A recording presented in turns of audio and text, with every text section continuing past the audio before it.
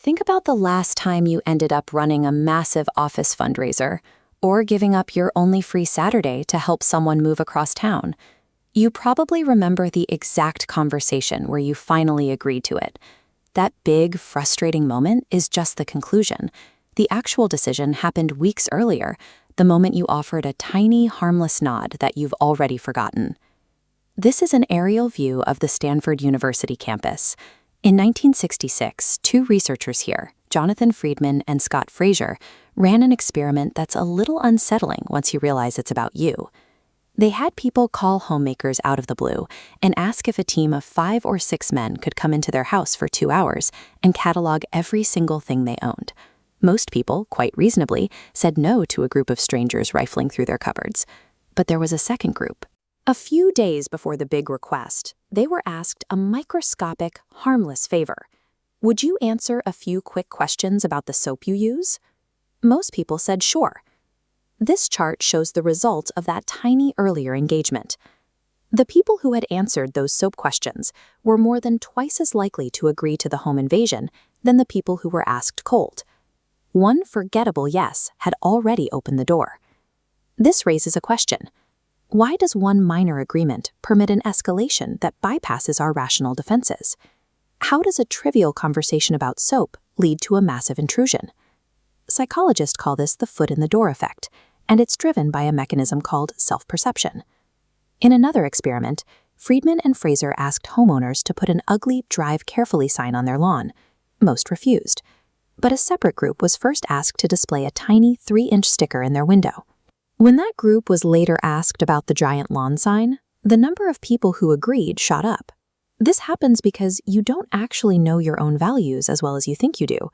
You figure out who you are by watching what you do. You take an action, look back at it, and conclude who you must be. That new identity is locked in if the action is active, public, and freely chosen. When there's no big reward or outside pressure to blame, your mind has only one explanation left for why you did it. You must have really meant it. You must really care. The technique succeeds because it doesn't force a choice. It tricks your brain into rewriting its own definition of who you are. We can see this architecture in the life of a hypothetical office worker named Maya. In her first week, a coworker asks if she'd mind taking notes in one meeting, just this once.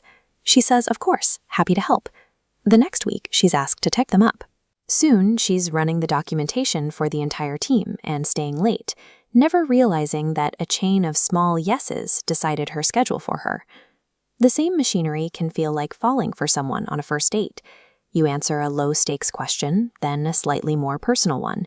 Each small act of opening up makes the next one feel consistent, until you've built an intimacy that might not match how well you actually know this person. In the office or on a date, you aren't trapped by a single failure of boundaries, but by a chain of small actions that slowly build a new version of yourself. This mechanism hitches a ride on your best qualities. The very part of you that wants to be reliable and true to your word is the part doing the heavy lifting. Protecting yourself starts with realizing that your past yes hasn't signed a contract for your future. You have to break the link between what you did then and what you're being asked to do now.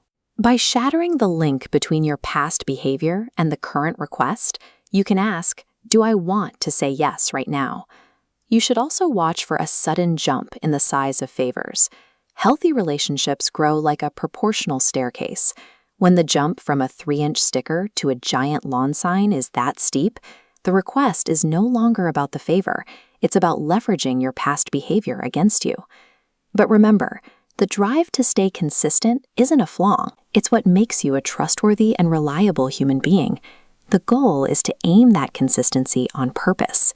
Use small, intentional commitments to build the life you actually want, rather than letting a chain of accidental yeses build it for you. Pay attention to the first door, not the last one. By the time you're standing in front of the big request, the choice was often made weeks ago by a version of you who had no idea what they were agreeing to.